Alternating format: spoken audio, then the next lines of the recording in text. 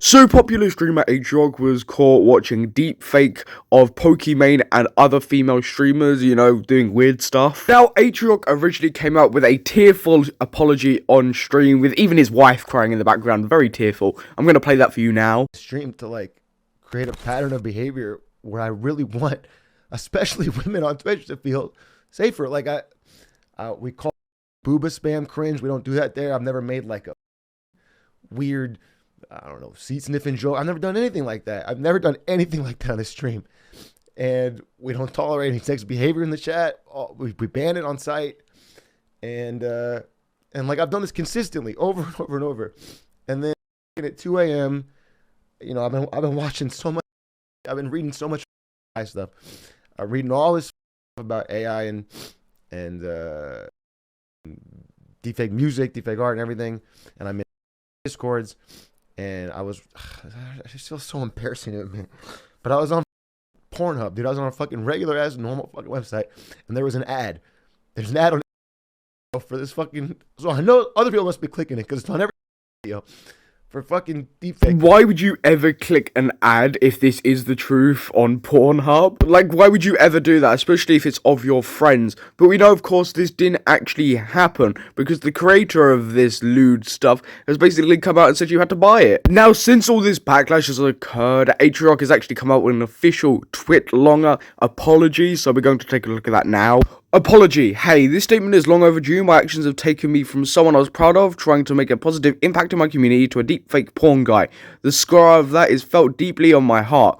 First and foremost, I want to specifically apologize to Mayor and Pokimane. You were both in the screenshot that spread around the internet. Your names were dragged into it, and you were sexualized against your will. You have both succeeded in this industry, despite all the blatant, found sex attempt to hurt or assassinate your character. In a male-dominated space, and now I'm another guy on the long list. I'm sorry I didn't reach out sooner. I'm sorry my actions have led to further exploitation of you and your body. I'm sorry your experience is not uncommon. The reality is, I have it easy compared to the dozens of women who, from my actions, discovered they're exploited unconsensually.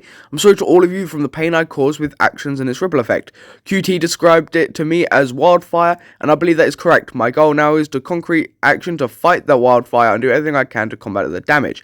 In the short term, throughout the efforts of QT and Ryan Morrison's law firm, website in question has already been taken down. I've spoken with Morrison and I'm working to cover the financial costs of the takedown, as well as legal fees for all the women affected to use these services from removing unwanted content from the web. Additionally, I'm engaging more law firms to continue to remove the content as errors from the internet, such as Reddit. To ensure this issue has my full focus, I'm stepping away from content creation and off-brand. I'd just like to quickly interrupt here and say I don't understand why he's acting like the police. Getting the deepfake site taken down would have been enough for most people. You don't have to go on this whole police arc of taking down all deepfake across the internet. It would have been a noble thing to do if it wasn't in response to a situation he caused and an apology.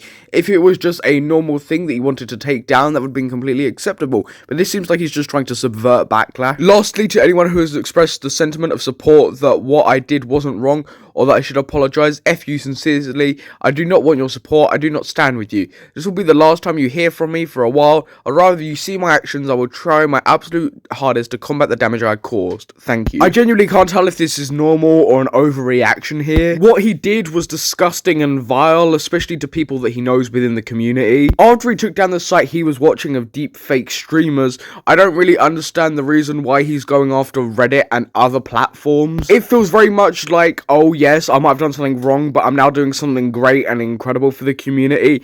I just really feel like he is subverting backlash and trying to get the hate off him. And people on Twitter aren't being very accepting of this, and I don't exactly blame them, but I just don't get this overreaction to the situation. On his end, at least. But generally, what do you feel about this situation?